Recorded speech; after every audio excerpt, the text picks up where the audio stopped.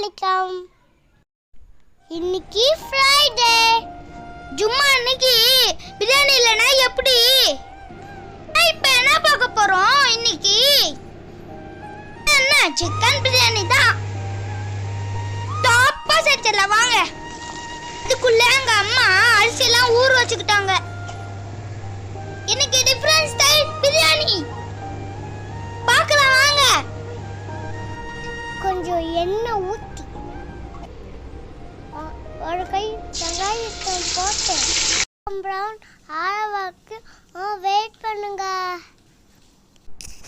ஒரு டைம் முந்திரியும் அதிலே போட்டு கோல்டன் ப்ரௌன் ஆகிற வரைக்கும் லோ ஃப்ளேமில் வச்சு வறுத்து எடுத்துக்கலாம். இப்போ தாளிப்பு ஸ்டார்ட் பண்ணிடலாம். பட்டை, ஏலக்காய், கிராம்பு போட்டு அது பொரிஞ்சதையும் பச்சை மிளகாவையும் போட்டுடலாம். பச்சை மிளகாய் காரத்துக்கு ஏற்ப நம்ம போட்டுக்கலாம். அடுத்து வெங்காயத்தை போட்டு வெங்காயம் கொஞ்சம் கலர் மாறணும். பாதி பதத்துக்கு வெந்ததுக்கப்புறம் தக்காளி போட்டுக்கலாம். நான் இன்றைக்கி 1 கிலோ அரிசி தான் எடுத்திருக்கேன், அதனால் இவ்வளோ அளவு. வெங்காயம் தக்காளி வணங்கிக்கிட்டே இருக்கட்டும். அதுக்குள்ளே நம்ம போய் தண்ணி கொதிச்சிருச்சு, அரிசி போட்டுடலாம். நான் சொன்னேன் இல்லை, டிஃப்ரெண்ட் ஸ்டைல் ஆஃப் பிரியாணி. அதனால் அரிசி ஆஃப் குக் ஆனதுக்கப்புறம் அதை எடுத்து நம்ம மசாலா ஸ்ப்ரெட் பண்ணி போட போகிறோம். இப்போ அரிசி போட்டு தண்ணியிலே கொஞ்சம் ஹாஃப் சால்ட் ஆட் பண்ணிக்கிறோம். மசாலா கொஞ்சம் ஹாஃப் சால்ட் ஆட் பண்ணிக்கிறோம். பட்டை ஏலக்காய் தூள் கொஞ்சம் போட்டுக்கிறோம். பட்டை, ஏலக்காய், கிராம்பு 3 சேர்த்து அரைச்சி வச்சுருக்கோம். இது தனி மிளகாய் தூள் 1 ஸ்பூன் போட்டுக்கலாம். அப்புறம் மஞ்சத்தூள் கொஞ்சம் போட்டுக்கிறோம். இஞ்சி பூண்டு விழுது இது வீட்டில் அரைச்சி வச்சுருக்கோம். 2 கரண்டி ஆட் பண்ணிக்கிறோம். இஞ்சி பூண்டு விழுது தான் பிரியாணிக்கு செம்ம ஸ்பைஸியான ஒரு ஃப்ளேவர் கொடுக்கும். அதனால் அதை எப்பயுமே கம்மி பண்ணி போடாதீங்க. நல்லா மிக்ஸ் பண்ணி இஞ்சி பூண்டோடைய ரா அரோமா போகிற வரைக்கும், நல்ல எண்ணெய் பிரிஞ்சு வர்ற வரைக்கும் கொஞ்சம் வேக விட்டுருங்க. அதுக்கப்புறமா கொத்தமல்லி புதினா ஆட் பண்ணி அதையும் கொஞ்சம் கிளறி விட்டுக்கோங்க. இப்போ அரிசி வெந்துருச்சு, ஹாஃப் குக் ஆகிடுச்சு.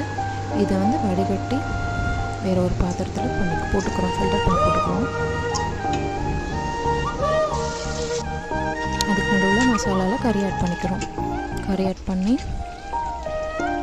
நல்லா மிக்ஸ் கொடுத்துக்கோங்க.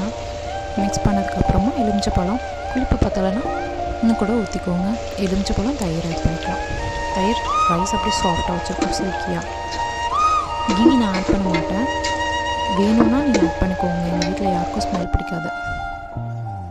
இப்போ கொஞ்சம் நேரம் கறி வேகிறதுக்காக க்ளோஸ் பண்ணி வச்சுருக்கேன் போட்டு. இப்போ ஃபைனலாக கறி வெந்ததுக்கப்புறம் நான் மசாலாவை பாதியை ஸ்ப்ளிட் பண்ணி எடுத்து வச்சுருக்கேன். எடுத்து கொஞ்சம் போல் மசாலா கறியோட கீழே வச்சுட்டு ரைஸ் பாதி எடுத்து போட்டுருவேன். அதுக்கப்புறமா திரும்ப ஒரு லேயர் மசாலா கோட்டிங் கொடுக்க போகிறேன். அது கூட கொஞ்சம் கொத்தமல்லி புதினா ஆட் பண்ணிக்குவேன்.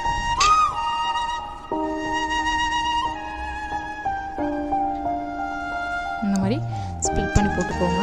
மிச்சம் இருக்கிற ரைஸை திரும்ப மேலே போட்டு